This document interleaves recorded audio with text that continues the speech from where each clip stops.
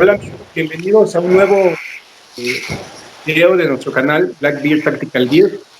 Y como es costumbre, ya en el canal, como ya se nos está haciendo costumbre, pues tenemos a grandes latinos invitados en nuestro canal. Y esta vez es la excepción. Hay muchas cosas que contar acerca de este gran señor que nos acompaña el día de hoy.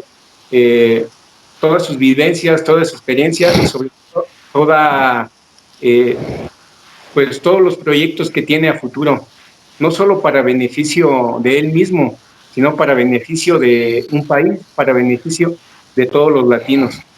Y pues yo me atrevo a decir que este señor que nos acompaña el día de hoy es una de las puntas de lanza que nos jala, que nos motiva a muchos latinos a decir si se puede cambiar muchos paradigmas que tenemos y que nos frenan para llegar a ser una sociedad pues, mucho mejor que la que somos, ¿no?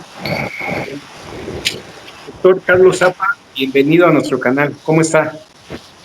Muchísimas gracias, Comando. Un honor estar acá. De verdad que muchísimas gracias por la invitación y espero que el día de hoy tengamos una buena jornada que pueda ayudar a inspirar a muchas personas y contar la historia de muchas personas que también están detrás de toda esta misión que estamos tratando de lograr cumplir. Claro, me imagino que sí.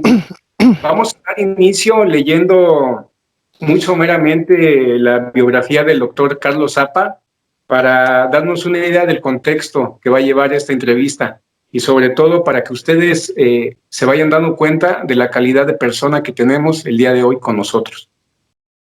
El doctor Carlos Zapa es médico cirujano, especialista en medicina crítica y terapia intensiva, miembro de la Sociedad Venezolana de Medicina Crítica, con más de 9 años de experiencia en cuidados críticos, unidades de emergencia, trauma y de soporte cardiovascular avanzado, con especialización pedagógica en docencia universitaria. Ha sido docente en programas de formación de emergenciología y medicina crítica en Venezuela. Cuenta con experiencia en rescate en conflictos armados civiles como los de 2014 y 2017 en Venezuela, además de conflictos de guerra asimétrica en otros países de la región como asesor y capacitor. Fundó la ONG Rescate Barquisimeto, que se dedicó al rescate en conflictos armados no convencionales, aplicando los principios de la medicina táctica, medicina austera y remota en la atención directa de más de 1,500 heridos en Venezuela. Actualmente en Colombia realiza un fellowship en cuidados intensivos oncológicos y lleva a cargo programas de capacitación docente en toda Colombia de BLS, ACLS, First Responder, atención en trauma, cuidados críticos, brigadas de rescate, medicina táctica, medicina austera y remota. Representante para Colombia del Comité Iberoamericano de Medicina Táctica y Operacional. CEO de Precision Medical Medicine Colombia, con quien lleva a cabo programas de formación a personal civil, militar, policial y del área de la salud en medicina táctica. Austera, remota y de formación a personal civil, militar, perdón, eso ya lo dije. Asesor e instructor del programa de desminado humanitario de las Naciones Unidas en Colombia, capacitor del TCCC para Fuerzas Especiales del Ejército Colombiano, asesor e instructor en medicina austera, remota y Technical Emergency Casualty Care para grupos de rescate minero de la Corporación Gran Colombia Gold, miembro docente del programa Medicina en zonas de riesgo de la UCBFFF, que es una alianza de Estados Unidos y Venezuela. Certificados y entrenamientos. Universidad Nacional Experimental Francisco de Miranda, médico cirujano. Universidad Centro Occidental Lisandro Alvaro, especialista en medicina crítica y terapia intensiva. Universidad Centro Occidental Lisandro Alvarado, docencia universitaria. Clínica IMAT, oncomédica, fellowship en cuidados intensivos oncológicos. Docente en BLS, ACLS, First Responder, atención en trauma, cuidados críticos, brigadas de rescate, medicina táctica, medicina austera y remota. Rescate en Conflicto Armado y Médico Táctico, ONG Rescate Barquisimeto. Miembro del Comité Iberoamericano de Medicina Táctica y Operacional. Miembro de la Sociedad Venezolana de Medicina Crítica y Terapia Intensiva. Instructor en Medicina Táctica y Operacional por Precision Tactical Medicine, USA, y Colombia, Boer Elite y el Comité Iberoamericano de Medicina Táctica y Operacional. Y bueno, por si fuera poco, un gran latino, ¿verdad? Orgullosamente Orgulloso de eso. Porta en su corazón a 2 países, si no me equivoco. Es correcto, es correcto. Y, doctor Zapa, ¿qué le parece si nos cuenta un poco de su niñez? ¿En qué año nace el doctor Carlos Zapa y en dónde nace?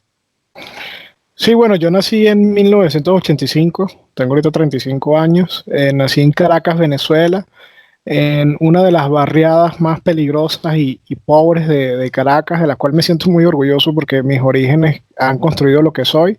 Me crié en los Magallanes de Catia, un barrio que la peligrosidad, la delincuencia, el robo, la muerte es algo que los que nos criamos en ese tipo de barriadas en Caracas, desde muy pequeño estuvimos acostumbrados a verla, pero gracias a Dios tuve 2 grandes padres que me inculcaron valores desde muy pequeño y a pesar del ambiente donde me crié de violencia, de pobreza, siempre me metieron la disciplina, siempre me metieron los valores de seguir hacia adelante y siempre lo tuve muy claro desde pequeño de incursionar en el mundo de la medicina, en la rama militar, en la rama de todo esto que actualmente estoy haciendo y gran parte de que saliera de allí con estudios, de que saliera de allí con valores gracias a mis padres. Sí, sus padres me comenta, ¿son colombianos ellos? Sí, sí, mis padres son colombianos. Mi papá es de Medellín, aquí en Colombia, que es donde estoy viviendo actualmente, y mi mamá es del norte de Santander, que es un estado que es vecino, o sea, limítrofe con Venezuela. Y por eso tengo la fortuna de compartir 2 naciones, ser venezolano de nacimiento y colombiano por adopción. Ah, ok, muy bien. ¿A qué se dedicaban sus padres? Bueno, mis padres son de orígenes muy humildes. En el caso de mi padre, él ni siquiera pudo terminar la secundaria, tuvo que trabajar desde muy pequeño. El conflicto que se ha vivido aquí en Colombia lo obligó a los 2, porque tanto mi papá como mi mamá, ambos fueron empujados a emigrar de Colombia a Venezuela por el conflicto armado que ya lleva más de 60 años aquí en Colombia. En la época que mis padres deciden emigrar a Venezuela, la crisis económica que estaba viviendo Colombia era enorme. Por tanto, ambos no pudieron ni terminar sus estudios. Mi papá y mi mamá apenas terminaron la primaria y se dedicaron única y exclusivamente a trabajar. Mi papá es sastre de profesión. Esa sí es la profesión que él dedicó desde que llegó a Venezuela. Y mi mamá, bueno, mi mamá es una utility, una multitask, como digo yo. Mi mamá se ha dedicado a múltiples cosas, ha sido peluquera, ha sido cajera de varias instituciones bancarias en Venezuela, que fue como que la mayor parte de su vida laboral fue dedicada a eso, pero fueron personas muy, muy, muy trabajadoras que pese a no tener la fortuna de poder terminar sus estudios, criaron muchas cosas buenas en mí y en mi hermana. Así es, sí me imagino. Aquí en México también vivimos mucha violencia y muchos jóvenes están rodeados de esa violencia. Algunos de ellos cuando llegan a ser adultos y deciden irse por la vía de delinquir, argumentan que en su juventud ellos no tuvieron las oportunidades o que el ambiente los presionó y los dirigió a cometer actos atroces. No solo contra una población en particular, sino en general, sin mirar sexo, sin mirar edades. ¿Usted concuerda con esas ideas? Es decir, ¿es la sociedad la que nos lleva a envolvernos en la violencia o uno tiene la decisión de su propio destino? Uno tiene la decisión de su propio destino. Mira, la prueba convenciente de eso soy yo mismo. Mi crianza, donde me crié, obviamente que fue bastante dura. Yo te puedo decir que la primera vez que yo vi un asesinato fue a los 7 años. Es algo que todavía ha pasado el tiempo y hasta el sol de hoy lo sigo recordando.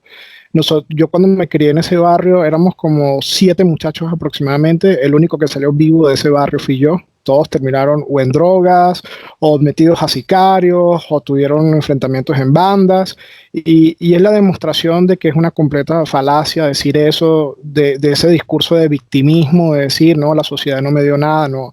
Si tú quieres algo, tienes que perseguirlos, tienes que esforzarte grandemente por eso. Mis padres no eran millonarios, nosotros éramos increíblemente pobres, muy pobres, pero aún así en mi casa habían valores. Y eso fue lo que llevó a que, a pesar de que estaba rodeado de droga, a pesar de que estaba rodeado de delincuencia, de asesinatos, de pánico colectivo, porque para que más o menos tengas una idea de la peligrosidad donde yo vivía, cuando venían otros familiares a visitarme al barrio, nosotros vivíamos en Caracas, Venezuela, yo le decía a mis primos, si hoy no escuchamos un disparo, ustedes invitan las chucherías, o sea, los dulces.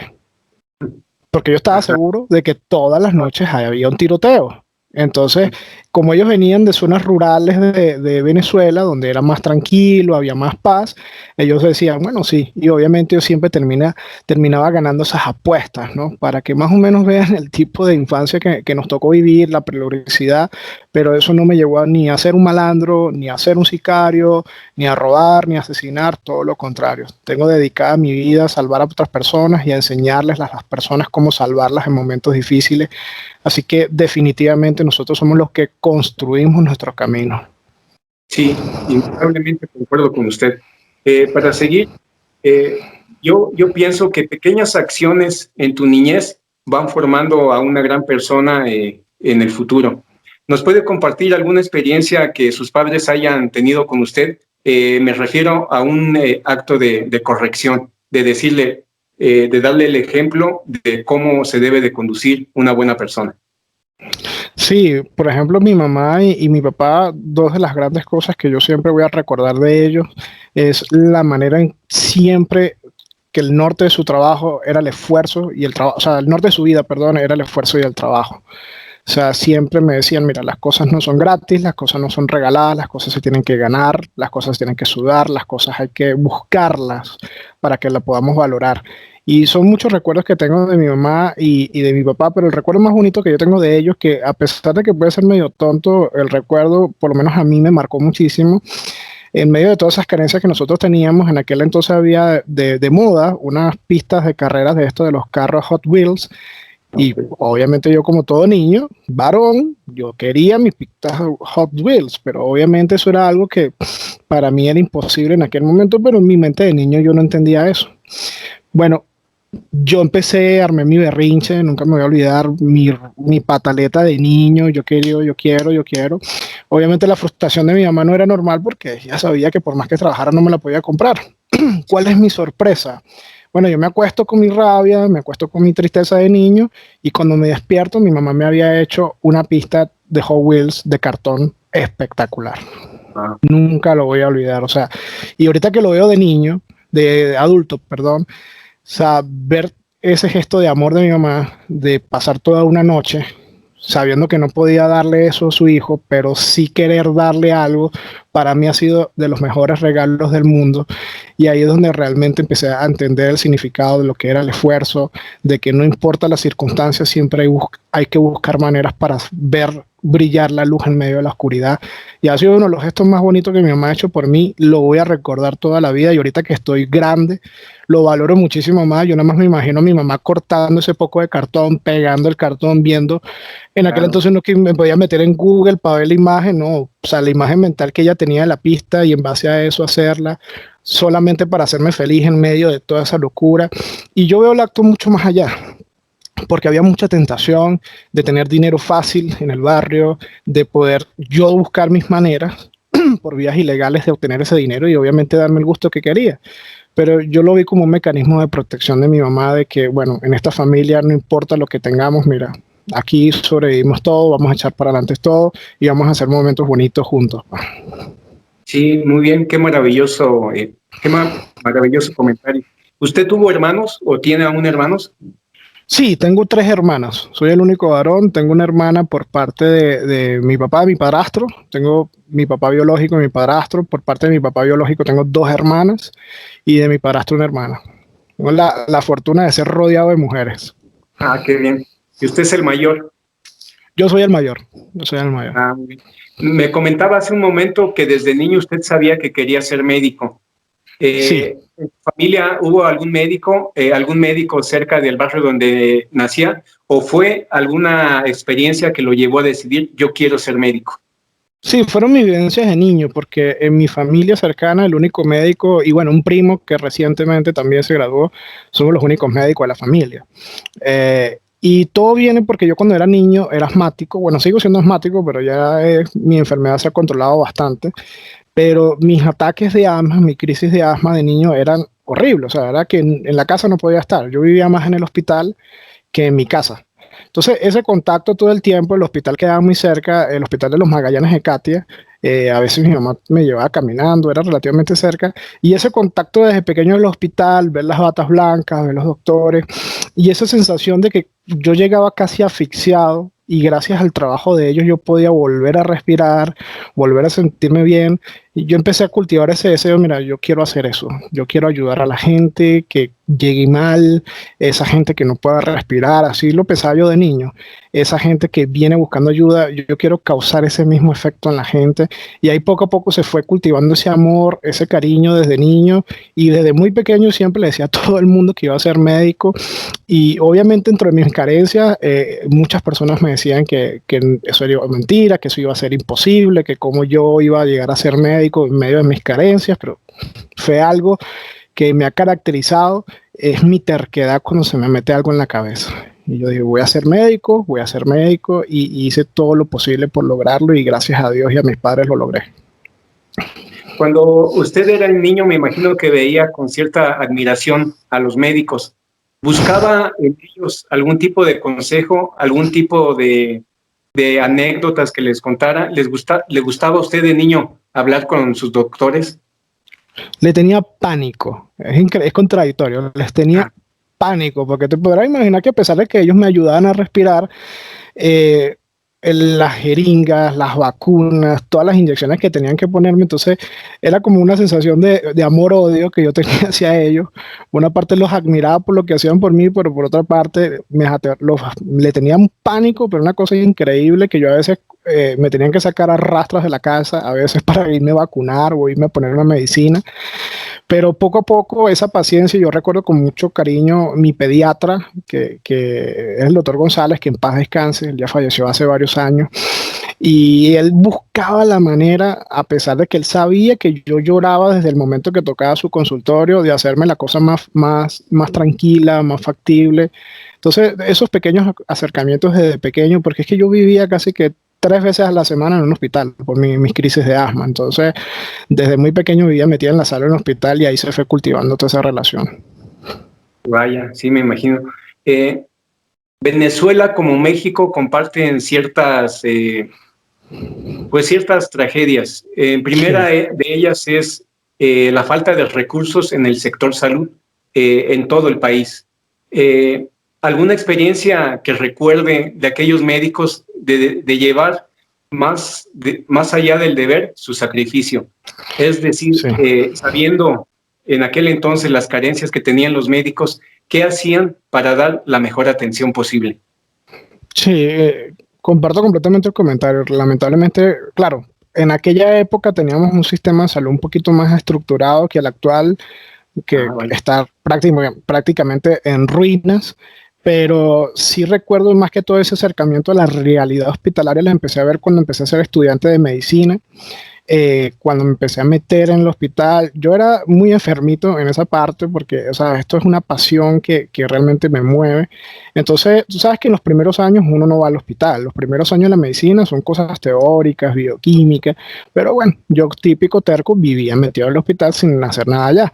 Y sencillamente quería tener ese acercamiento. Entonces empecé a hacer muy buenas amistades desde mis primeros años de carrera y ahí me empecé a dar cuenta de la cruda realidad de nuestro sistema de salud, donde médicos que eran bueno, siguen siendo infrapagados, maltratados muchas veces, tenían que un solo turno, una enfermera a cargarse de 50, 40 pacientes, lo que hacía que muchos de esos pacientes a veces terminaban complicados, los residentes que tenían que quedarse 1 o 2 de la mañana para poder acabar y dejar todo listo, todos los pacientes que tenían, ver cómo a veces en las morgues, por la intensa violencia que se vive en Venezuela, ver cadáveres apilados unos de otros, descomponiéndose porque no hay suficientes neveras para refrigerarlos a todos, ver la calamidad que viven muchas personas que a veces tienen que... Yo realmente admiro a los pacientes. Hasta el sol de hoy yo no sé cómo hacían, porque como no habían muchas cosas en el hospital, uno tocaba pedírselas. Y eran personas increíblemente pobres que yo no me quiero ni imaginar los sacrificios que esa pobre gente hacía, pero para hacer laboratorios, para conseguir medicamentos, hasta la propia comida de los pacientes. Entonces, hacíamos una medicina de guerra prácticamente todos los días, porque la violencia que lamentablemente reina en mi país es el día a día. O sea, la sala de emergencia todos los días es baleados, puñaleados y machetazos.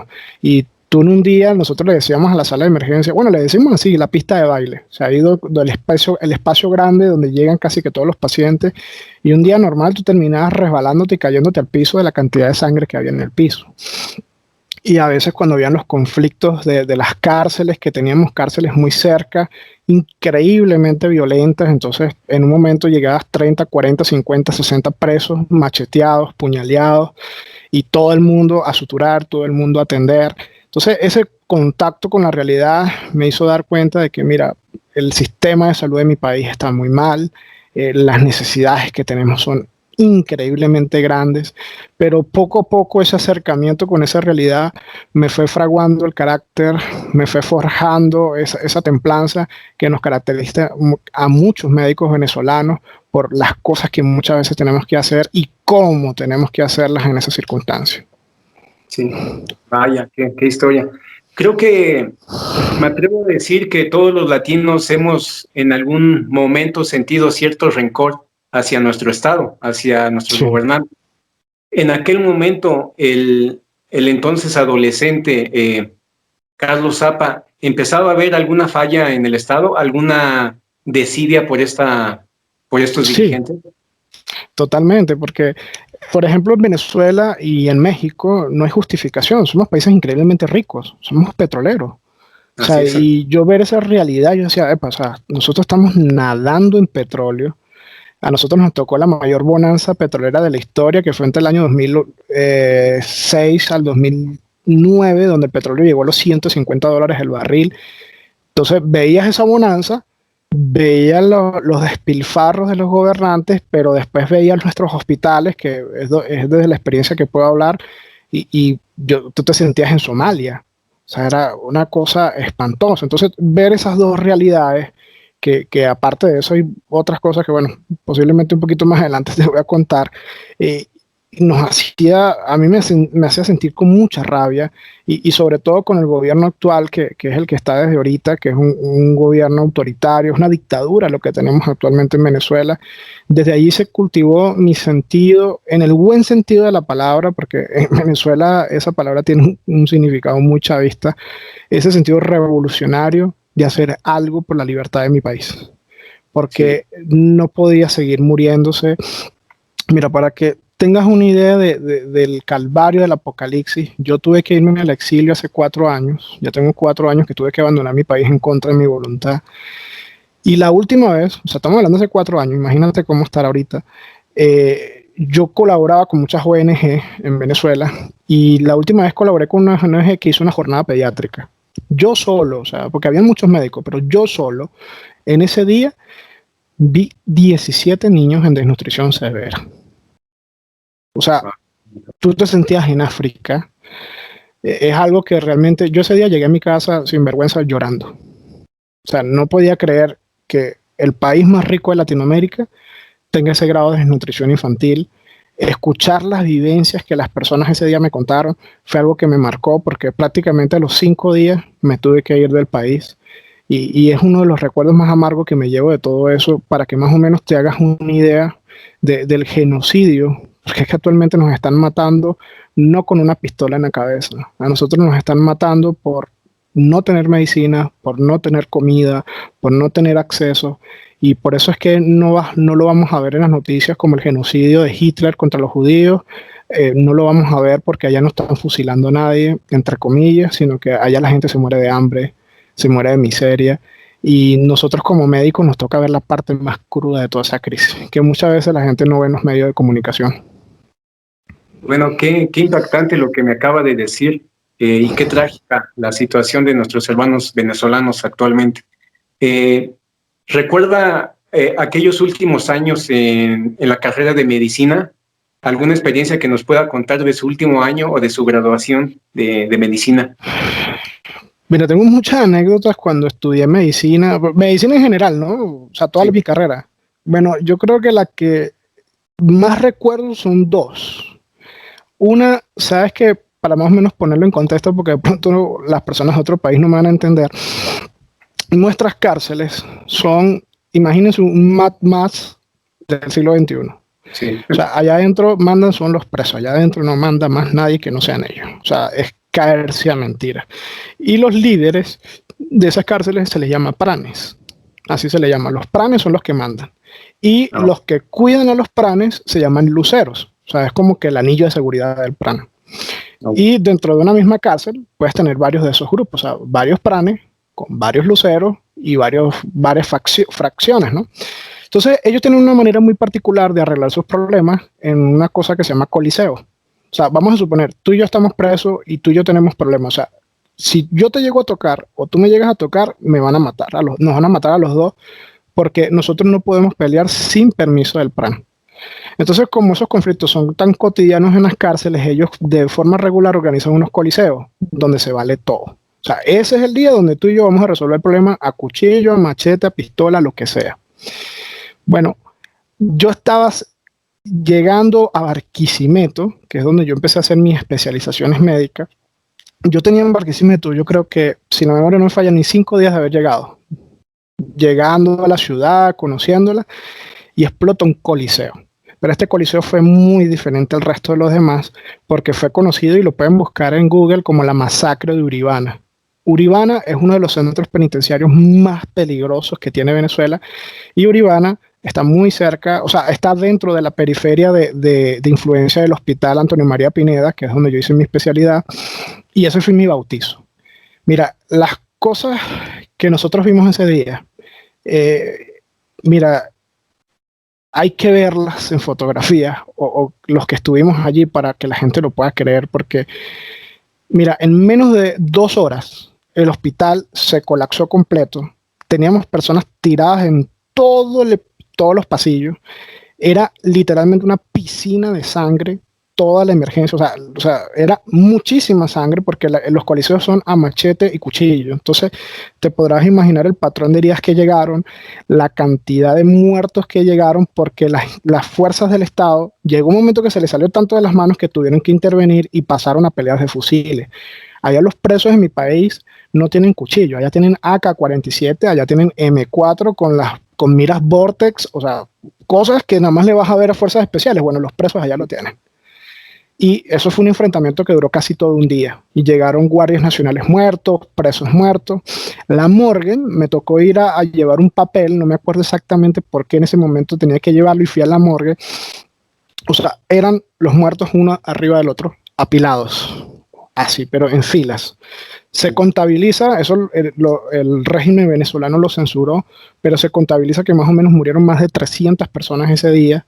La cantidad de heridos, o sea, se nos acabó los insumos, tuvimos que suturar gente sin anestesia, porque, o sea, se nos acabó todo. Nos tocaba hacer curas allí, bueno, con lo mejor que podíamos. Veías a los nefrólogos atendiendo traumas, o sea, todo el mundo tuvo que meter mano ese día para solventar la crisis, y fue una cosa que me marcó muchísimo, porque primero fue mi bienvenida a la ciudad. Segundo, sí venía acostumbrado de los otros hospitales donde había trabajado, y en parte de mi entrenamiento también había visto, pero a esa magnitud, en tan poco tiempo, fue primera vez en mi vida que llegué a ver tanta muerte en pocas horas. Y lo pueden buscar, realmente es un hecho que, claro, ahí lo van a ver cifras maquilladas, pero los que estuvimos allí sabemos la realidad, y fue un hecho durísimo. Muy, muy, muy duro, muy, muy duro. Sí. Pues indudablemente, pues muchas veces los medios de comunicación censuran cierta información y nosotros, o bueno, aquellos que pasan su vida en la cotidianidad, piensan que para encontrarse una mina, para encontrarse esas escenas, necesitan viajar a la otra parte del mundo, ¿no? No, Aquellas cosas que cuentan las películas o que cuentan personas que viven en otro continente, pero no, la violencia está más cerca de lo que pensamos. En aquel vivimos, entonces, ya sabía vivimos en el usted algo continente de más medicina peligroso del mundo. táctica, aplicó cierta clasificación, cierto triage en esa anécdota que nos cuenta. Sí, en ese momento ya, que bueno, eso lo vamos a hablar más adelante, yo ya venía de un entrenamiento que había hecho con cierto propósito, del que vamos a hablar más adelante, y eso me ayudó muchísimo ese día. Ese día, uno de los triajes que yo más uso en esa situación, inclusive lo sigo usando en mi día a día, son dos. El triaje STAR, que es muy famoso, pero en situaciones de medicina táctica de violencia, yo soy muy práctico y utilizo un triaje que se llama 32 camina. O sea, si el herido tiene más de 30 respiraciones por minuto, el llenado capilar es mayor de 2 segundos y no puede caminar, ese paciente para mí es prioridad. Entonces, de forma muy rápida lo podías contabilizar y por lo menos cuando me ha tocado estar en esas circunstancias, lamentablemente, es el que voy aplicando mentalmente. 32 camina, 32 camina. O en situaciones donde hay múltiples víctimas, pero ya es un poquito más manejable si soy un poquito más técnico y utilizo el START, que es mi sistema de triaje favorito. Claro, muy bien. Allá en Venezuela, ¿hay algún medio de servicio obligatorio de servicio militar? Sí, allá lo que pasa es que actualmente nosotros somos el más de Latinoamérica y si bien nosotros tenemos constitución y leyes, allá realmente funciona un sistema criminal. Allá no se cumple nada de eso. Lamentablemente, y lo digo con mucho dolor porque al final de cuentas es mi país, es mi patria, nuestros militares son una vergüenza. Nuestros militares son criminales de guerra que han matado, que han asesinado, que han violado, que han salido contra pueblos, que han salido a protestar sus libertades y los han masacrado. Y estas son cosas que, como yo le digo a todo el mundo, estas cosas no me las dijeron, estas cosas yo las viví. Y puedo decir que estoy vivo de milagro, porque fui víctima muchas veces de muchas de esas arremetidas de las instituciones. Y hoy por hoy las fuerzas militares en Venezuela son una vergüenza. Lo podríamos decir, un cartel. Inclusive en Venezuela, dentro los que somos venezolanos, decimos que adentro hay un cartel que le decimos el cartel de los soles, porque los generales venezolanos tienen soles en vez de estrellas. Y hacemos, o sea, el ejército, para que tengas una idea de la mafia que es, ellos controlan allá todo. O sea, si tú quieres comida, tienes que acudir a los militares. Si tú quieres gasolina, a pesar de que somos un país petrolero, tienes que ir a los militares. Y en un país donde la moneda oficial es bolívar, ellos te la van a cobrar en dólares. Entonces, hoy por hoy, y yo lo digo por el medio de la calle, nuestros militares son una vergüenza, son criminales de guerra. Muchos de ellos tienen ya denuncias en La Haya por los crímenes de lesa humanidad que han cometido. Y la esperanza de muchos venezolanos es que cuando seamos libres, muchos de ellos paguen en la cárcel toda la muerte y sufrimiento que le han dado al pueblo venezolano. Vaya, qué historia tan amarga es la que nos está contando en este momento. ¿En qué momento usted decide dejar Venezuela y cuáles fueron las causas, si acaso nos las puede contar? Mira, es un episodio de mi vida, yo creo que eres la segunda persona que se lo cuento, porque fue un momento muy, muy doloroso de mi vida. Las circunstancias en las que yo me tuve que ir, yo formé y formo parte de la resistencia venezolana. Somos un grupo de personas que estamos destinados desde hace muchos años a querer empujar la libertad de nuestro país. Y muchas de esas actividades nosotros las hacíamos en la clandestinidad. Pero lamentablemente capturaron a una persona que me delató y dijo que yo era el médico, que yo atendía a los heridos. Delató muchas de las cosas que nosotros hacíamos por la libertad de Venezuela y nunca lo voy a olvidar. Se va a cumplir ya un aniversario, un 30 de abril, ya iba a ser 1 de mayo del año 2018. Llegaron los servicios de inteligencia del gobierno, del régimen venezolano que se llama SEBIN, y me pusieron un ultimátum. Si no me iban 72 horas del país, me iban a matar. Y eso tiene un trasfondo bonito dentro de la tragedia, porque a mí me impactó, porque esos tipos son asesinos. O sea, si ellos hubiesen querido matarme, me matan inmediatamente porque lo han hecho con muchas personas y muchos hermanos que he perdido en el camino. Resulta y acontece que 2 años antes, yo me enteré de todo eso ya aquí en Colombia refugiado. Yo había atendido a un general de ellos por un infarto. Yo no sabía que era general, no sabía quién era, sencillamente lo atendí. Es un tipo que llegó muy mal a una clínica donde yo trabajaba y me tocó atenderlo. Y el tipo realmente estuvo muy cerca de la muerte y él quedó muy agradecido conmigo, pero yo en mi vida sabía, o sea, nunca imaginé que el tipo tenía el grado de poder que tenía. Y nada, perdimos el contacto.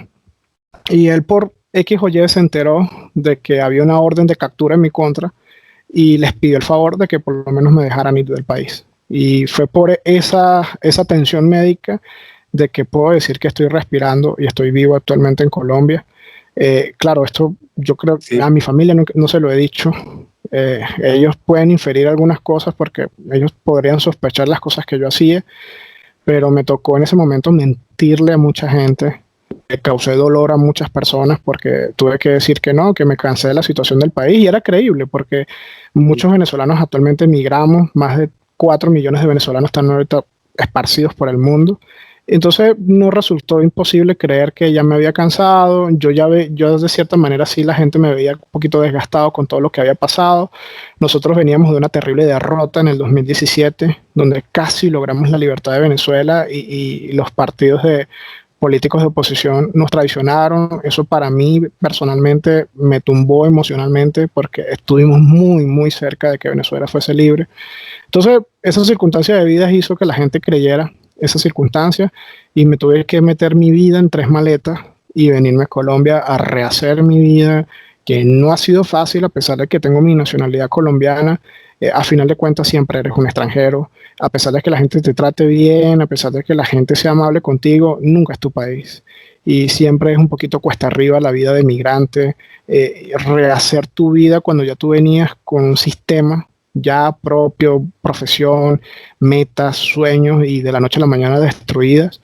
Pero no me arrepiento de eso porque todo lo que me ha pasado ha sido por la libertad de mi país y si lo tuviese que hacer 1 millón de veces, lo volvería a hacer 1 millón de veces más.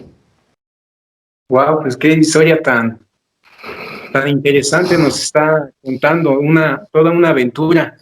Yo sé que en estos momentos usted no puede hablar, digamos, de manera holgada de todo ese movimiento que usted gestó, sobre todo aquel año 2017. Pero si fuese posible, a grosso modo, compartirnos una anécdota de cómo usted llegó, digamos, a la gota que derramó el vaso y decide unirse a las fuerzas de, podríamos decir, de resistencia, que buscan la libertad de Venezuela.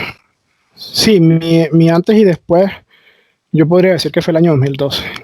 Yo creo que ese fue el año en que mi vida cambió para siempre, porque yo recibo una invitación de ciertas fuerzas especiales de que ya las cosas en Venezuela iban muy mal, todo orientada a que iba a haber un estallido social que terminó siendo en el 2014 el primero, hacer entrenamiento de este tipo para poder ayudar a la población, porque obviamente ellos no podían intervenir, pero sí entrenar ciertas unidades para que cuando llegara el momento nosotros tuviésemos capacidades más allá del entrenamiento civil tradicional, porque como terminó siendo 2014, fue horrible, fue una masacre y de verdad que esos tipos fueron visionarios de saber lo que se venía encima.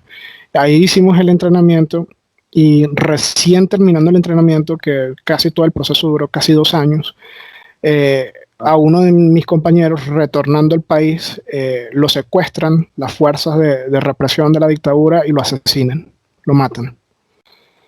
Eso a mí me pegó como un mazazo porque fue una persona muy cercana a mí y lo consideraba mi hermano y eso alimentó mucho más. En aquel momento lo que me motivó fue la rabia, para ser sincero, la rabia de que habían asesinado a mi hermano, de que estábamos gestando una libertad de nuestro país y que le hicieron lo que le hicieron porque la muerte que le dieron fue horrible. No hay maneras de describir lo que le pasó a mi hermano y no se lo merecía. Y eso me llevó a decir, no me importa más nada, vamos de frente contra esto. Ahí explotaron las protestas en febrero del 2014, donde asesinaron a muchísimos venezolanos, las fuerzas militares bueno, a mí me da vergüenza decir que son militares porque para mí un militar tiene un honor muy grande, vamos a decirle fuerzas de represión, porque sería mancillar el nombre de los militares. Pero estas fuerzas de represión salieron con armas de fuego contra pueblos que tenían era cacerolas, pueblos que tenían pintadas sus manos de blanco, que gritaban libertad, que lo que querían era elecciones para elegir en libertad su destino, y estas fuerzas sencillamente salieron a asesinar, a masacrar. Mira, para que más o menos la gente, porque te voy a ser sincero, mira, yo pensé muchísimo para esta entrevista, porque son cosas que realmente me han marcado muchísimo. Mucha gente que es cercana a mí ni se imagina todas estas cosas, pero yo pienso que una manera de hacer, render un tributo a todos mis hermanos que cayeron, porque muchos murieron, es contar la historia de ellos. Y enseñar lo que aprendimos, yo creo que es la mejor manera de honrar, porque perdimos muchos hermanos en esa lucha. Y para que más o menos tengan una idea del nivel de sadismo y el nivel de genocidio que vimos allá, en el 2014 a mí me encomendaron hacer una misión de rescate de dos muchachas que las fuerzas de represión las tenían metidas en un apartamento y las estaban torturando. Y bueno, nos tocó ir a sacarlas a las muchachas.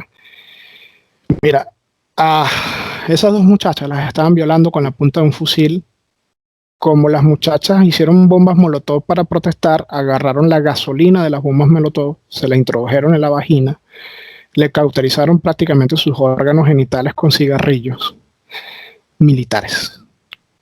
Militares. Porque los que conseguimos allí eran militares uniformados haciendo ese nivel de tortura, y creo que es la historia más bonita que les puedo contar, para que más o menos tengan una idea del monstruo que hay actualmente en el poder en Venezuela, y eso es lo que le causan a la gente que está en contra de ellos.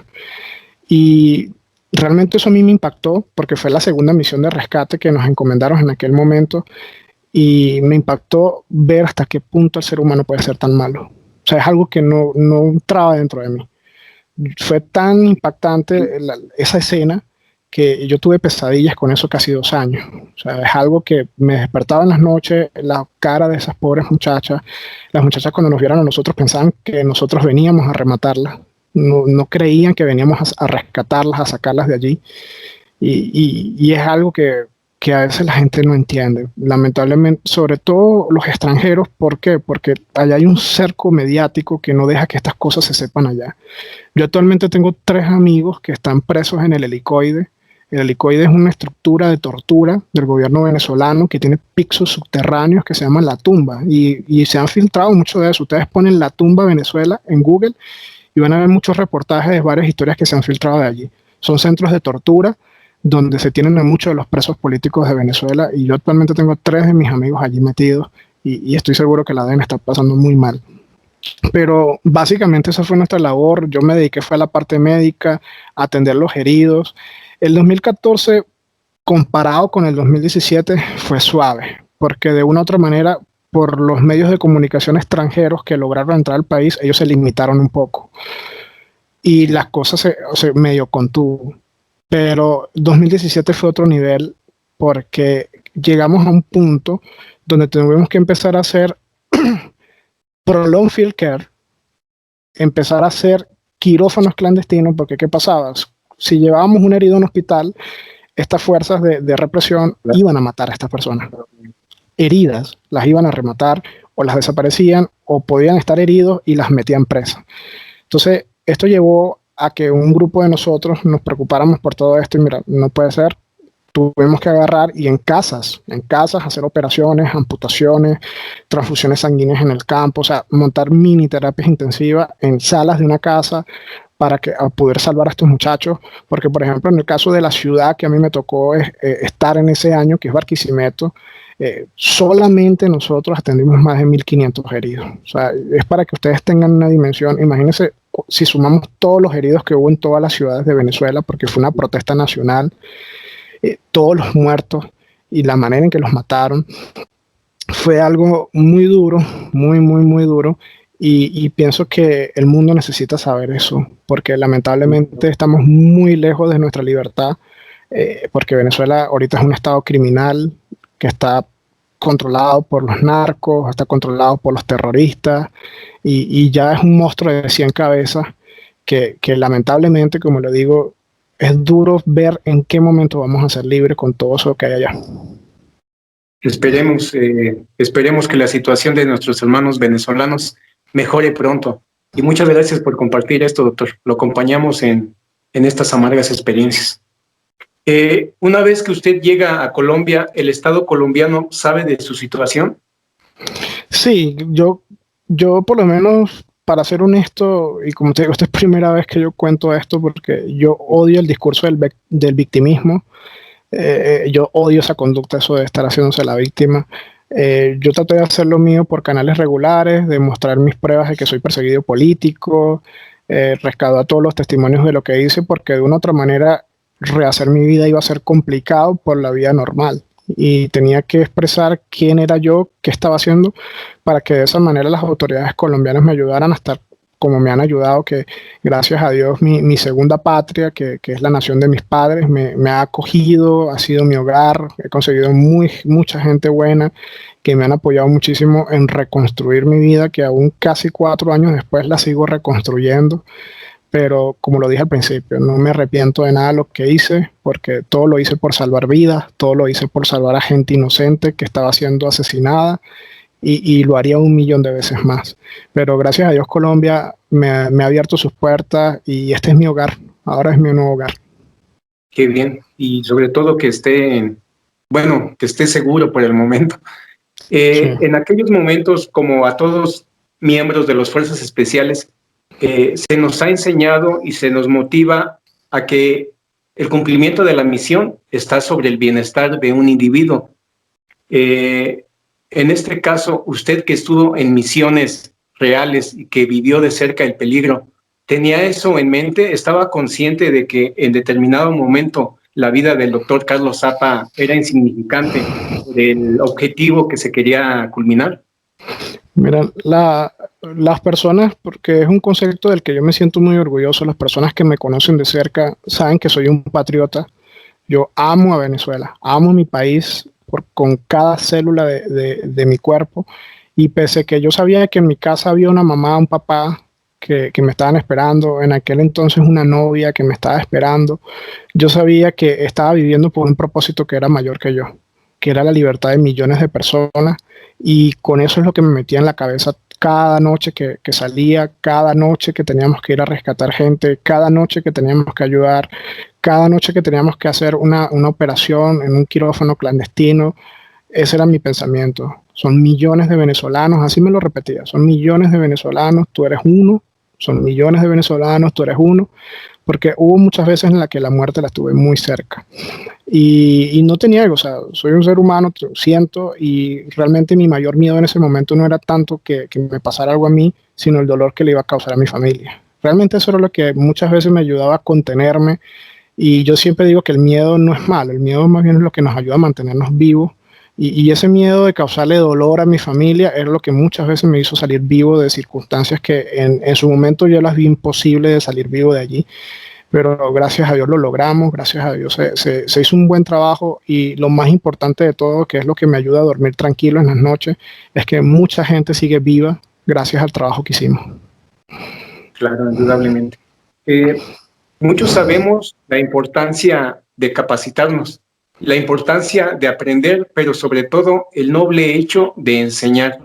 ¿Qué opina usted de la enseñanza, dado que usted es un gran instructor, un gran maestro y tiene muchos proyectos en futuro? Sí, yo soy un convencido, y una de mis frases favoritas es la de Mandela, que decía que el arma más poderosa para cambiar el mundo es la educación.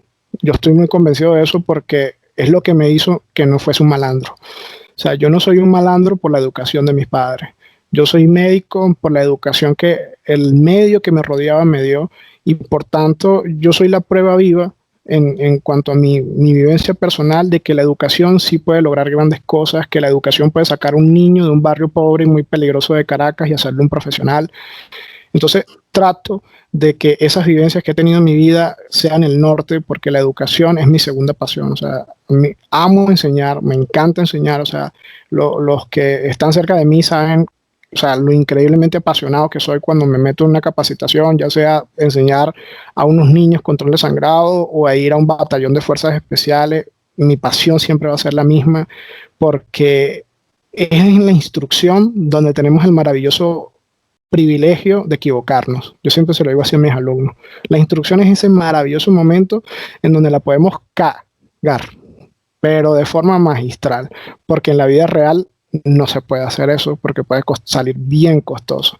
Entonces, por eso trato en las instrucciones, en la educación, transmitir esa pasión, transmitir esas vivencias que me tocó vivir en Venezuela y en otros países donde tuve la fortuna de colaborar en varias causas de libertad, transmitirles esas enseñanzas a ellos para precisamente lograr que salgan vivos como yo pude salir vivo, que se puedan salvar vidas como yo lo pude hacer, que puedan hacer equipos de personas maravillosas como fue mi equipo, que eran personas que realmente estaban igual de comprometidas.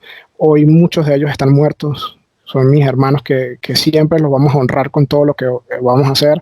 Otros están lisiados, tengo 2 de mis compañeros que están cuadraplégicos, postrados en una cama. Y gracias a Dios el gobierno estadounidense les dio el asilo y están ahorita en Estados Unidos, pero son personas que no van a volver a caminar, que no van a volver a moverse, porque a veces, bueno, tú que estás en el medio militar sabes que a veces es un sentimiento como que de culpa, que a veces nos lleva, ¿no? Como que ¿por qué ellos y por qué no yo? Entonces, pero cuando yo veo el ánimo que muchos de ellos tienen, a pesar de lo que les pasó, a pesar de cómo están viviendo, algunos de ellos sin pierna, algunos de ellos sin poder volver a moverse del cuello para abajo, y cuando a mí se me surge la tentación de quejarme, volteo hacia ellos y me doy cuenta que no tengo razones para quejarme, que hay hermanos que están en una peor posición que yo, y la mejor manera de honrar es eso, cambiando el mundo. Y ahí es donde yo tomé la grandísima decisión, una vez que toqué Colombia, donde ya con libertad, porque ya aquí no es malo hacerlo, en Venezuela es considerado terrorismo, aquí no, aquí se puede enseñar la medicina táctica, se puede enseñar la medicina operacional. Decidí, bueno, quiero darle sentido a mi vida y quiero honrar a mis hermanos. Y dije, bueno, voy a enseñarle lo que aprendí a las personas. Y desde hace 4 años, de forma ya pública, ya abierta, decidí empezar esta iniciativa de médico táctico, de ir por el mundo, de ir por varios países, por muchas ciudades, enseñándole a la gente cómo hacer buena medicina en lugares difíciles. Sí, algo que yo puedo constatar y me dirijo en este momento a ustedes que nos están viendo, pues es la enorme pasión que tiene nuestro invitado el día de hoy. He tomado un par de capacitaciones con él en línea y la verdad se puede ver que es una persona sumamente preparada, pero además de eso es la gran pasión que tiene al enseñar. Yo he dilucidado un poco acerca de su personalidad en cuestión de la enseñanza. He visto que usted es un instructor, puedo decir que un instructor duro, pero justo. ¿Usted piensa que es duro con sus cursantes ya en capacitaciones presenciales? ¿Y piensa que esa pieza en la enseñanza puede salvar vidas? Yo soy un fiel creyente de la disciplina, porque la disciplina es lo que me mantiene respirando. Yo estoy vivo por ser disciplinado. Y por eso yo trato de infundirle eso a mis alumnos y a mis compañeros por 3 razones. La primera es que el mundo no es como lo pinta en Netflix, tú no vas a vivir todo el día con una sonrisa en la cara, ni motivado. Y es allí en esos días cuando no estás motivado, es cuando la disciplina te ayuda a seguir. En esos días que tú no quieres hacer nada, que tienes decaído el ánimo, es la disciplina la que te empuja. Porque ese discurso que yo lo detesto de que todo el mundo es feliz, que todo el mundo se tiene que reír, es mentira. Todos tenemos días malos, días buenos, momentos que queremos mandar todo, como dicen ustedes, mis hermanos, a la chingada. Pero es la disciplina la que te motiva. La segunda razón es de que yo nunca le enseño algo a mis alumnos que no haya vivido. Porque es un tema de compromiso moral conmigo mismo. Por ejemplo, hay un ejercicio que yo le enseño mucho a las fuerzas especiales. Ellos lo odian, pero yo después les cuento la anécdota de por qué se los enseño. Que es un ejercicio de evacuación subiendo un herido por 15 pisos de un edificio. Y bueno, los que han cargado un herido saben que ya 2 pisitos ya el tipo empieza a pesar. Entonces, todos al principio piensan de que es un ensañamiento contra ellos porque realmente es un ejercicio muy duro, pero es a raíz de una experiencia que yo viví, donde realmente el entrenamiento físico fue lo que me sacó vivo de allí, porque tuvimos una emboscada. En Venezuela hay en Venezuela nosotros tenemos unos edificios de apartamentos que son muy grandes, que se construyeron en la época de la Cuarta República, que le decimos bloques. O sea, son unos super edificios de 15, 20, hasta de 30 pisos los hay. Y como son tan viejos, no tienen ascensores. Algunos los han modernizado y les ponen ascensores. Lo cierto es que ese día nos tenieron una trampa. Nos hicieron un llamado de que habían unos heridos de una protesta. Obviamente habían capturado a una persona y usaron ese teléfono, y desde ese teléfono nos escribieron y pensábamos que era la persona que nos estaba avisando. Y cuando llegamos allí, efectivamente había unos heridos, pero nos estaban esperando era para volvernos nada. Y la única manera de escapar era trepando por los techos y llegar a una estructura vieja y de ahí escapar, que así fue como escapamos. Pero nos tocó agarrar a los heridos, tirárnoslos encima, subir 17 pisos. En ese momento, obviamente, la sensación de que te iban a matar, la adrenalina nos ayudó muchísimo a subir esos pisos como flash. Me acuerdo que era brincar, pasarnos los heridos para acá, para allá, de lo cansados que veníamos. Estábamos sacando 4 personas que estaban muy gravemente heridas. Nos tocó agarrar la camilla, la citar, improvisar con unos palos y de esa manera poder brincar de techo en techo con ellos hasta que llegamos a la estructura donde llegamos, y ahí logramos salir con vida de esas emboscadas que nos hicieron. Fue tanto el esfuerzo físico, en ese momento yo no lo viví, que cuando ya me relajé me di cuenta que me había desgarrado todo el cuádriceps de la pierna derecha, del esfuerzo que habíamos hecho. O sea, me desgarré completo, tuvieron que abrirme un poquito la pierna, drenarme un hematoma del desgarro muscular que hice. Por ese momento ni lo sentí, porque o sea, teníamos la muerte atrás, nosotros operábamos, que eso es otra de las cosas que a veces la gente no entiende. Nosotros no podíamos andar armados en muchas de esas circunstancias, ni andar con equipo táctico, ni andar con blindajes. Yo tenía un chaleco nivel 3A que era pegado a mi cuerpo, y eso lo tenía bajo la vestimenta. ¿Por qué? Porque a la mínima sospecha de que ellos vieran de que tú estabas con una media gorra táctica, ya era causa suficiente para que te metieran preso. Entonces prácticamente nosotros andábamos con unos locos vestidos y desarmados, porque era, de cierta manera, era nuestra mejor arma, pasar desapercibido para poder rescatar a la gente y hacer las cosas que nos hacían. Entonces, esa sensación de que atrás van unos tipos con fusibles que te quieren matar y tú no tienes cómo devolver el fuego, ni tienes cómo defenderte, empeoró la sensación de muerte, y fue lo que realmente nos hizo salir vivos de allí. Entonces, cuando yo le cuento esa historia, porque ese ejercicio yo lo hago cuando me toca estar con fuerzas especiales, ellos empiezan a entender, ok, ya sabemos por qué el ejercicio. Y le digo, mira, la disciplina es lo que nos ayuda a mantener vivos. Y el entrenamiento debe ser lo más real posible. ¿Por qué? Porque eso es algo que quedó muy implícito en mí. O sea, la disciplina y el entrenamiento, yo puedo decir que es lo que me mantiene vivo. O sea, yo sigo vivo gracias a mi entrenamiento. Y por eso trato de que mis alumnos entiendan de que el PowerPoint no salva vidas, de que un aula de clase con aire acondicionado no le va a salvar la vida a nadie, que hay que entrenar real. Porque no todas las misiones fueron exitosas, también cometimos grandes errores, y esos errores son también los que trato de enseñar en mis clases, y por eso es que a los alumnos les gusta tanto la capacitación, porque son basadas en vivencia, y lo más importante, yo soy el primero en hacer el ejercicio. Yo nunca le pido algo a un alumno que yo mismo no pueda hacer. O sea, es un principio básico que siempre tengo en mis capacitaciones. Yo soy el primero que pasa la pista, el primero que hace el ejercicio, y después vienen ustedes. Pero eso sí, lo van a hacer. Claro. Y por eso una de las cosas que marcan mis capacitaciones es la disciplina espartana, pero es un proceso bonito, comando. Es un proceso bonito porque tú el primer día, tú les ves la cara de odios a todos hacia ti. Nadie te lo dice, pero todos te ven con cara de perro regañado. Sí, claro. Pero el último día es bonito. Es una cosa que yo disfruto mucho, porque yo ese proceso yo le llamo la cirugía mental. Del primer día del estudiante que venía con flojera, que no quería hacer el ejercicio, que no sabía los procedimientos, que le tenía pánico a meterse una cánula en la nariz, por ejemplo, que siempre es un procedimiento que le tienen pavor en ese curso. Le tienen terror, pero un terror increíble. Yo siempre les hago bullying a los comandos, ¿no? Y a veces les digo, ustedes no los asustan los terroristas, pero sí los asusta una cánula. Se mueren de la risa. Y el tercer día, todos terminan diciendo lo mismo. Mira, terminé haciendo cosas que creía que no podía hacer. Y eso es la hermosura de la disciplina, que la disciplina te hace hacer cosas que eran ordinarias, extraordinarias. Sí, claro, indudablemente. Sí, también he tenido esa sensación de, pues puedo decirlo tal cual, de odio hacia los instructores, Siempre, pero siempre. yo recuerdo con mucho cariño y con mucho agradecimiento a todos mis instructores. Tuve instructores de un grado subordinados a mí, sargentos, cabos, y a todos ellos les hablo siempre de usted por la enseñanza que le dan a un cursante, por ese cambio que hacen en tu vida. Llegas siendo una persona y sales siendo una persona mucho mejor. Mira, yo tengo un alumno muy especial. Él sabe que yo lo quiero mucho, lo aprecio mucho. Y siempre lo cuento para que la gente entienda el proceso hermoso que es enseñar, porque es que enseñar es muy bonito. El ejército colombiano me mandó a hacer una instrucción a unos comandos.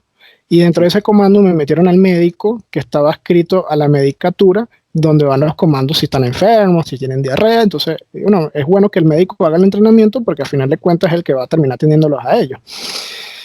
Mira, ese pobre muchacho era como ver Sheldon Cooper, flaquito, blanquito, de lentes. La primera parte del entrenamiento, que es muy dura, que es cargar y arrastrar heridos, se lo desmayó como 2 veces, vomitó como 5 veces. Yo dije, no, este muchacho no va a aguantar el entrenamiento. O sea, yo mismo lo empecé a pensar, ¿no? ¿Cuál fue mi sorpresa? Que cuando hicimos el último día, que ya son los escenarios, son las pistas, fue el mejor. O sea, los mejores tiempos fue él. O sea, en 3 días se transformó en otra persona. Hasta el punto de que el muchacho fue su motivación suficiente para enlistarse en las fuerzas militares. Y se enlistó en las fuerzas militares. Qué bien, cambió una vida más. ¿Con qué ejércitos ha tenido el gusto de trabajar? ¿A qué ejércitos ha capacitado alrededor de América? Bueno, hay algunos que, bueno, por algunas razones no puedo nombrar, pero otros que sí ha sido el ejército chileno, el mexicano, que es con el que he tenido muchísima experiencia y tengo grandes hermanos ya de murciélagos. Claro.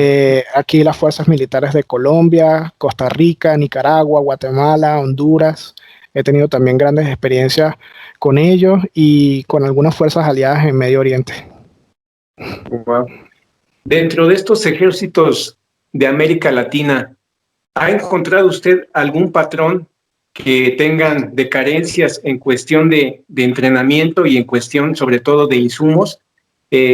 ¿Y qué preocupación tienen sus gobiernos y los altos mandos de los ejércitos en cuestión de la medicina táctica? Sí, mira, lamentablemente, o sea, la tropa o el comando está muy claro en esto. O sea, yo nunca he tenido que convencerlos a ellos de que entrenar en medicina táctica real es necesario. El problema son los mandos.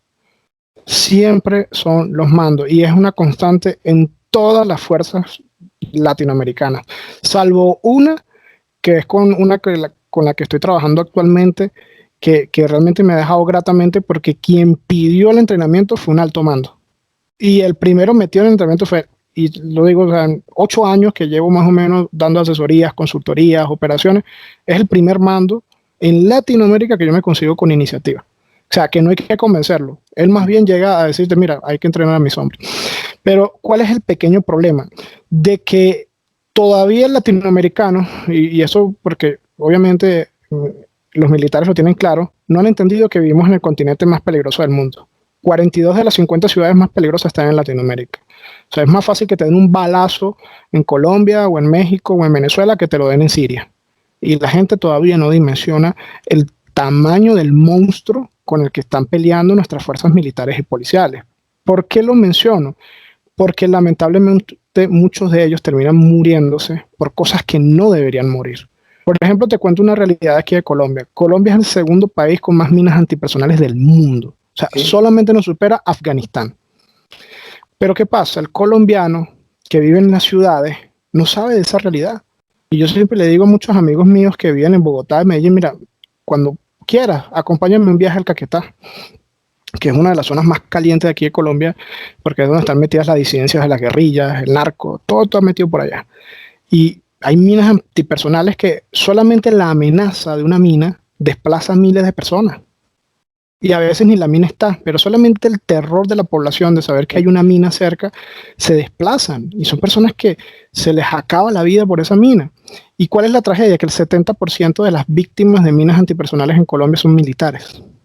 Entonces tú te vas a la tropa, no saben qué es un torniquete, no lo saben usar, gasas hemostáticas, ni hablar.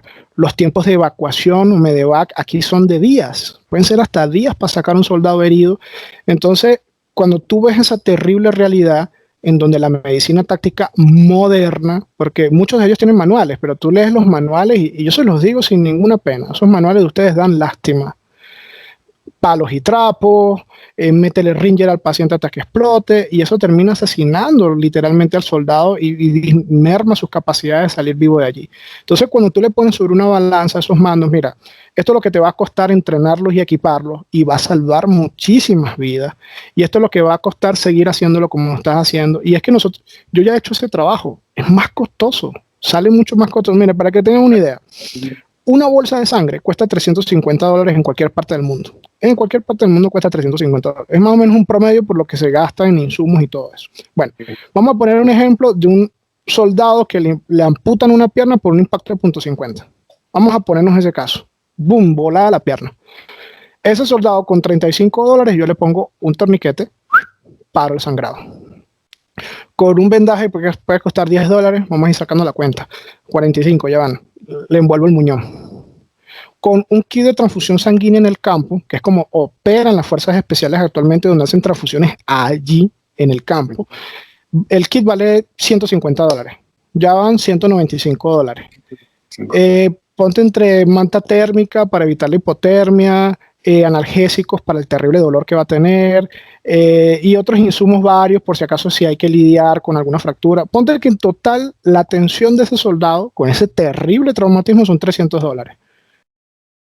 Cuando llegue al hospital, ya lo único que hay que hacer es limpieza quirúrgica del muñón, transfundir si hizo falta un poquito más, vamos a suponer unas 2 bolsas de sangre. Todo eso son estadísticas militares, o sea, eso no son cálculos al aire.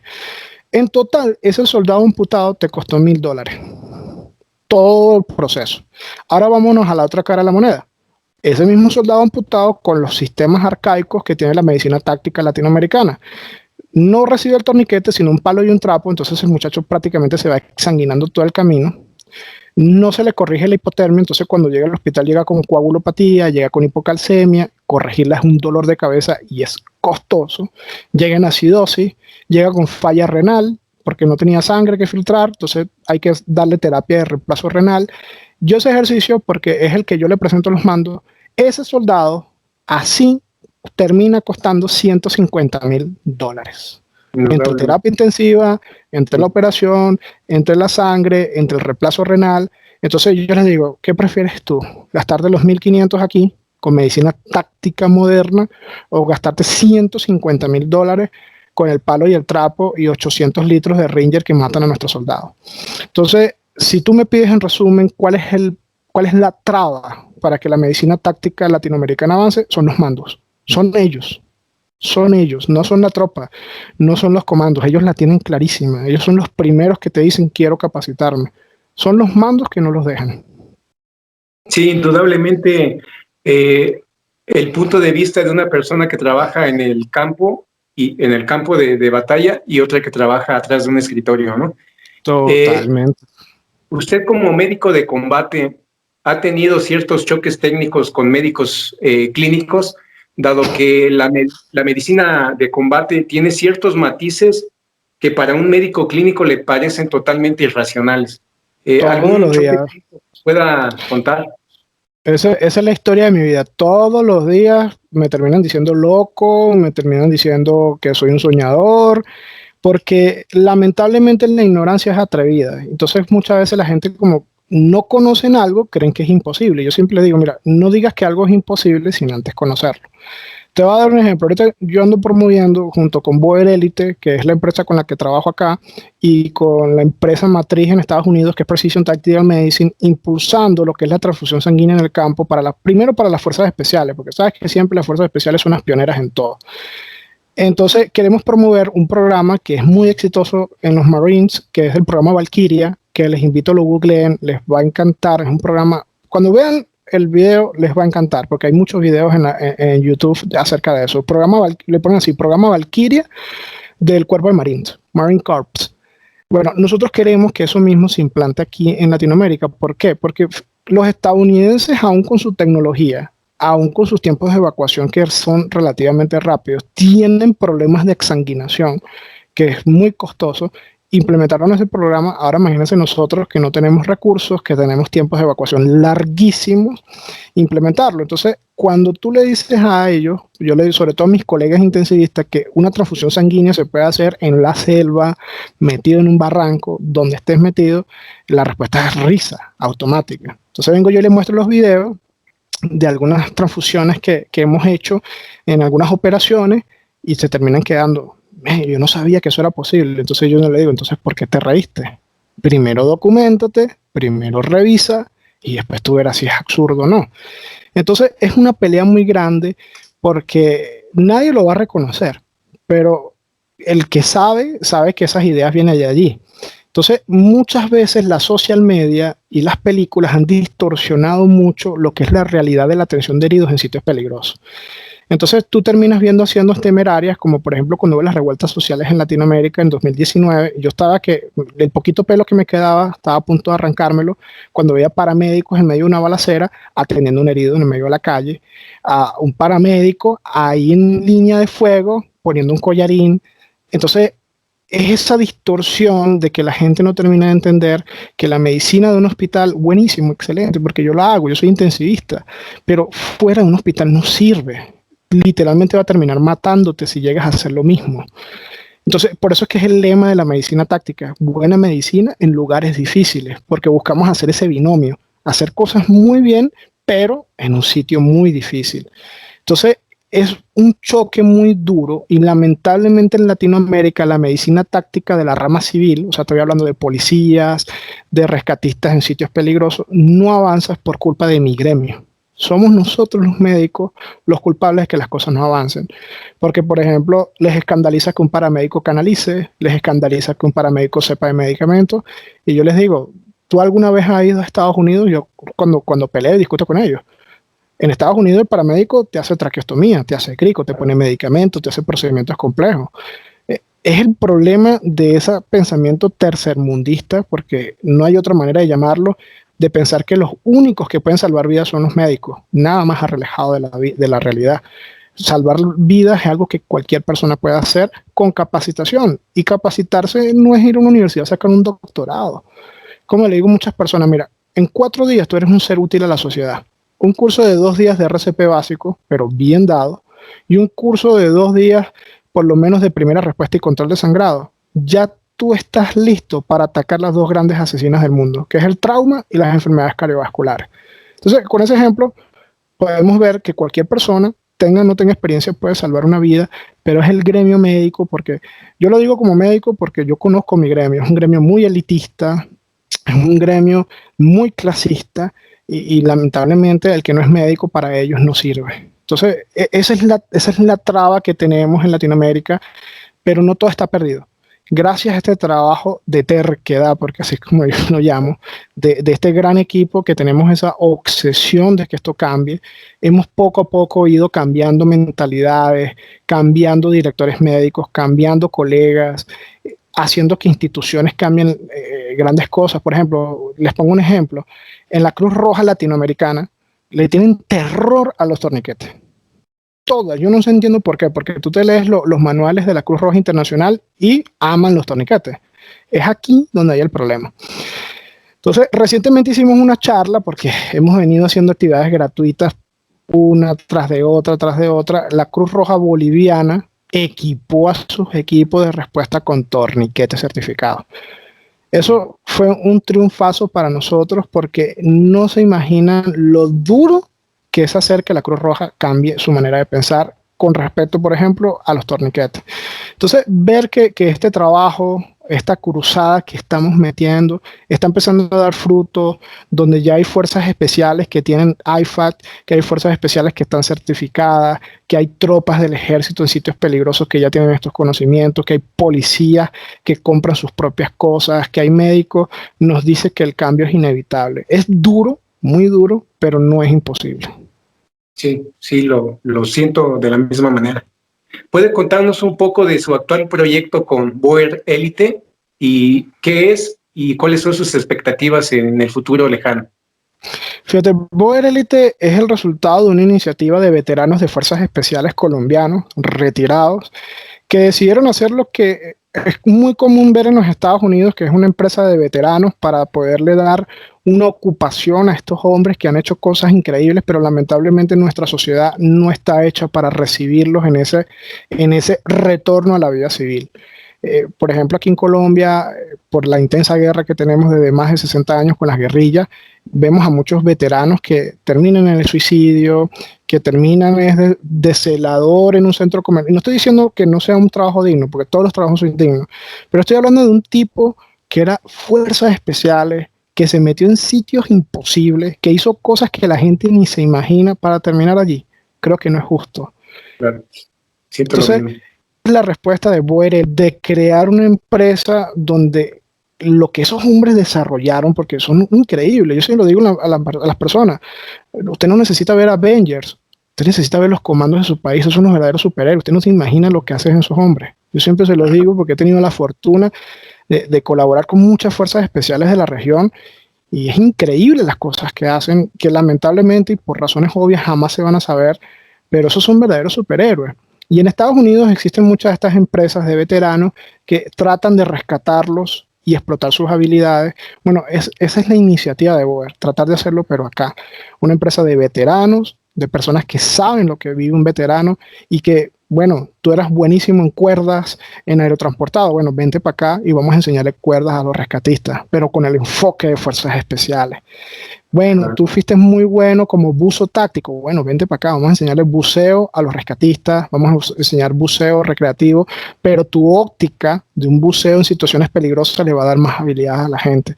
Entonces, eso es lo que ha hecho tan diferente el proyecto de Boer, que nos ha permitido tener éxito, de meternos en instituciones que entienden que la óptica que tiene un militar al momento de hacer un rescate es muy diferente a la óptica de un civil y le da mayores capacidades. Entonces, estamos prácticamente promoviendo eso, esa experiencia de las fuerzas especiales al mundo civil, darle todo lo que esos hombres han aprendido al mundo civil en todas sus ramas, y es lo que estamos tratando de impulsar aquí en Colombia y en la región. Ah, muy bien. Entonces, Boer Elite no solo se limita a Colombia, puede dar capacitación a otros Sí. países. Sí, inclusive ya hemos tenido capacitaciones en otros países y ejercemos y enseñamos todo el espectro de todo el equipo. O sea, no solamente enseñamos rescate y medicina táctica, también damos instrucciones de seguridad, entrenamos a fuerzas especiales en tácticas de fuerzas especiales, damos asesorías de seguridad, defensa personal, liderazgo, coaching, toda esa experiencia tratamos de plasmarla en el mundo civil, que son muy valiosas esas lecciones aprendidas. Oh, qué maravilla. ¿Y cuáles son las expectativas hacia el futuro? ¿Tienen pensado alguna alianza o extenderse próximamente una instalación a otro país? Sí, actualmente estamos abriendo nuestras oficinas en Panamá por esa visión. O sea, que Panamá durante muchos años fue la sede de las escuelas de las Américas desde el punto de vista militar. Entonces queremos que Panamá se constituya como que esa escuela de las Américas del rescate. Entonces actualmente estamos abriendo oficinas en Panamá para montar un centro de rescate donde puedan llegar todas las personas que conozcan o que quieran llevar sus niveles de rescate a otra manera de todas partes del mundo. Entonces es un proyecto que le estamos poniendo mucho empuje, mucho interés, muchas ganas. Lamentablemente se ha frenado un poquito por el tema del COVID-19, que bueno, nos tiene un poquito frenado otra vez en Latinoamérica, pero ya en junio, julio tenemos proyectado empezar las primeras capacitaciones en Panamá y en otros países de la región para empezar a transmitir toda esa experiencia de las fuerzas especiales colombianas al mundo civil, al mundo del rescate, de la medicina táctica y toda la experiencia que tenemos como equipo, porque no solamente hay militares, también hay paramédicos, hay médicos, hay psicólogos, hay abogados, que entre todos hacemos un gran equipo para enseñarle a las personas cómo salir vivas del peor momento de sus vidas, porque eso es lo que siempre queremos, que las personas puedan entender la realidad de la calle y salir vivas de esas situaciones. Y actualmente vamos a empezar un proyecto muy pionero que se llama Proyecto BOER. Es un juego de palabras de Blood Oxygenation Emergency Research, donde vamos a impulsar la tecnología de transfusión sanguínea en el campo. O sea, queremos que la gente entienda que eso puede ser una gran solución a un gran problema en Latinoamérica, que son las evacuaciones médicas prolongadas. Por lo menos aquí en Colombia, como dije anteriormente, aquí pueden pasar días para sacar a un policía o a un militar herido. Darle esas capacidades a las fuerzas militares sería salvar muchísimas vidas, y es un proyecto que vamos a empezar este año de forma primero piloto. Vamos a escoger ciertas fuerzas militares de la región para hacer algunas demostraciones, para que ellos conozcan la tecnología, conozcan cómo se hace, y en base a eso ver qué puertas se pueden abrir para que eso que ya tiene años haciendo las fuerzas especiales norteamericanas y de la coalición OTAN, ahora la puedan hacer las fuerzas militares y policiales latinoamericanas. Bien, muy bien.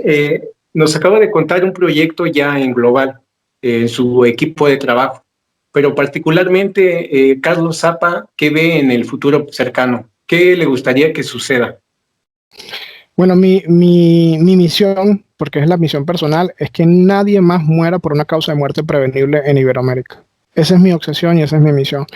Tratar de hacer todo lo posible, todas las iniciativas, todas las cosas posibles, porque nadie más muera por una causa de muerte prevenible. Tenemos que recordar que la principal causa de muerte prevenible en el mundo es la hemorragia. Y con toda la tecnología y conocimientos que tenemos ahorita, que alguien muera por eso es imperdonable. Y ese es el sueño que todos como equipo, porque somos muchas personas que estamos unidas en esta misión, queremos que nadie más muera por una causa de muerte prevenible en Iberoamérica.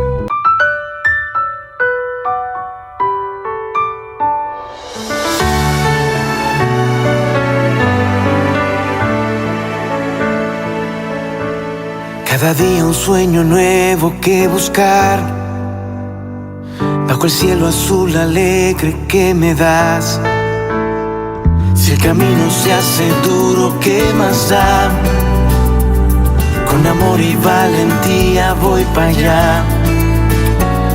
Venezuela, por haberme dado tanto, estoy contigo en la risa y en el llanto.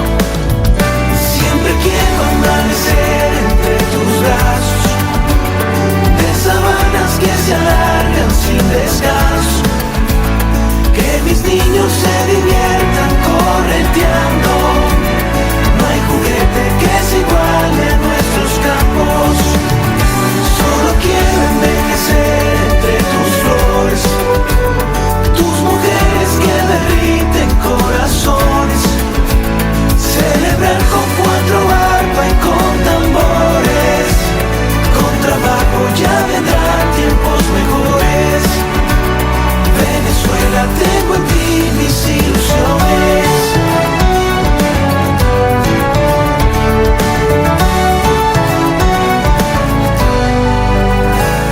En tu gente que no para de soñar, ha encontrado la esperanza, un buen hogar. Sonreímos, venga o no la adversidad. Yo te ayudo, tú me ayudas, es normal. Venezuela, por haberme dado tanto, estoy contigo en la risa y el llanto. Siempre quiero amanecer entre tus brazos, de sabanas que se alargan sin descanso. Que mis niños se diviertan correteando. No hay juguete que se iguale a nuestros campos. Solo quiero envejecer entre tus flores, tus mujeres que derriten corazones.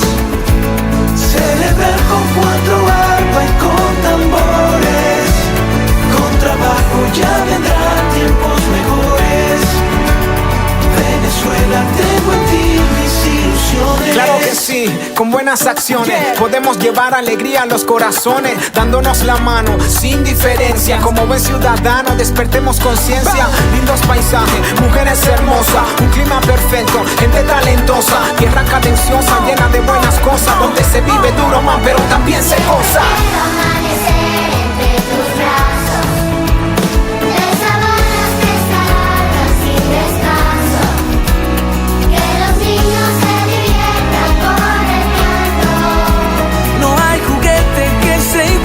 Nuestros campos, que se iguale a nuestros campos, envejecer entre tus flores, tus mujeres que derriten corazón. ¿Qué nos puede decir acerca de sus redes sociales? ¿Qué podemos encontrar ahí y en dónde podemos encontrar a Carlos Zapa? Sí, bueno, mis redes sociales fue una iniciativa que empezó a raíz de uno de estos compañeros con los que operé. Ellos me decían médico táctico, de ahí es donde viene el nombre, sí. Porque yo era muy cansón con el tema de la táctica. Siempre que salíamos, la táctica, vamos a hacer la táctica para allá, táctica para allá, táctica para allá. Y era tan fastidioso con el tema de la táctica que ellos me empezaron a llamar médico táctico. Ese fue el apodo que yo me gané en mi unidad, con las personas que hacíamos las cosas. Ellos lo decían a términos de bullying, pero ya terminó convirtiéndose en un apodo. Ahí viene el médico táctico otra vez. Entonces, cuando me vengo aquí a Colombia, yo decía, mira, quiero mostrar la experiencia, quiero enseñarles a las personas, y empecé a pensar un nombre para poder hacer esas plataformas de redes sociales donde enseñar y educar a las personas en todo esto y mostrar lo que hacemos. Y ahí es donde me vino el recuerdo, porque a los 15 días de haber llegado aquí a Colombia, esa persona específicamente, el que me puso ese apodo, falleció por una leucemia. Él falleció por leucemia, y yo dije, bueno, qué mejor manera de rendirle un tributo a él, qué mejor manera de rendirle un homenaje y que cuente un poquito la historia de mi vida, que llamarlo como me llamaban allá. Y ahí donde abrí las redes de médico táctico, que actualmente las estoy desarrollando en todas las plataformas. Me pueden conseguir en Instagram, Facebook, que son las principales. Abrí recientemente un canal de Telegram, el canal de YouTube, donde a veces estoy poniendo tutoriales educativos, entrevistas que estoy haciendo. Y ha sido mi plataforma digital para tratar de impulsar este proyecto de planificar actividades en su mayoría gratuitas. Casi todas las actividades que hacemos en las redes de médico táctico son 80% gratuitas, buscando promover todo este cambio. Muy bien, qué afortunados somos de haber tenido esta plática. Para culminar, doctor, en nuestro canal, la mayoría de nuestros suscriptores son policías, tenemos algunos militares, pero sobre todo muchachos que quieren ingresar a las Fuerzas Armadas en diferentes partes del mundo. ¿Qué consejo puede darles un excombatiente, un médico de su experiencia que ha tenido hasta la fecha? Mira, mi mayor consejo es que lamentablemente el mundo en el que vivimos está creando una sociedad muy débil. Lamentablemente yo les llamo la generación peluche, se ofenden por todo. Y yo creo que una manera de rescatar quiénes somos es esa disciplina militar, ese honor militar, que vuelve a forjar ese carácter de las generaciones que están por venir. Y si han tomado esa maravillosa decisión de ingresar a las ramas policiales o militares, mis 3 consejos más grandes son una frase que muchas personas la conocen, pero cuando estás metido allí, cuando hay sangre, sudor y tripas, como dice uno, cobra un significado, que el único día fácil fue ayer. Recordarlo cada día de instrucción. Recuerde que el único día fácil fue ayer, y es algo que te mantiene motivado cuando estás en sangre, sudor y tripa. El segundo consejo, la disciplina. Recuerden que a punta de motivación nadie sale adelante. La motivación no es eterna, la motivación no es continua, pero la disciplina sí. La disciplina es lo que los obliga a hacer lo correcto cuando nadie nos está viendo, y eso es lo que más tenemos que hacer. Y el tercer consejo más grande del mundo es que guíen su vida por valores. El dinero va y viene. Cuando usted centra su vida en el dinero, cuando el dinero falta, usted va a ser la persona más amargada e infeliz del mundo. Pero cuando usted vive por un propósito, usted vive por un valor, no importa cuán duras sean las circunstancias, usted siempre va a seguir adelante porque sabe que ese valor y ese propósito lo valen. Entonces, centren su vida en un propósito que sea mayor que ustedes, y qué mayor propósito que cuidar a nuestros compatriotas. Sí, muchas gracias. Pues nos llena de mucho orgullo haberlo tenido aquí. Gracias por compartir sus experiencias. Hemos aprendido mucho, pero sobre todo nos deja con cierta preocupación acerca de cómo está la situación, no solo en Venezuela, sino de toda América Latina. Indudablemente espero que este video sirva para hacer un compromiso de que cada día creemos una América Latina mejor de lo que fue ayer. Y yo creo que es posible. Yo sé que sí. También estoy convencido de eso. Zapa, nuevamente, muchas gracias por estar en nuestro canal. Espero no sea la última vez. Esperemos tenerlo muy pronto y ojalá algún día podamos visitarlo en Colombia y claro hacer que algo sí. juntos. O a estar por allá en México. Claro que sí. Les recuerdo con mucho cariño que aquí tiene su canal, que aquí en México o bien en Phoenix tiene una casa a donde llegar y pues tiene las puertas abiertas. Muchísimas gracias, comando. Usted, le mando un gran abrazo y toda mi admiración y mi respeto, doctor. Muchísimas gracias, comando. Dios los bendiga. Hasta luego, amigos. Hasta luego.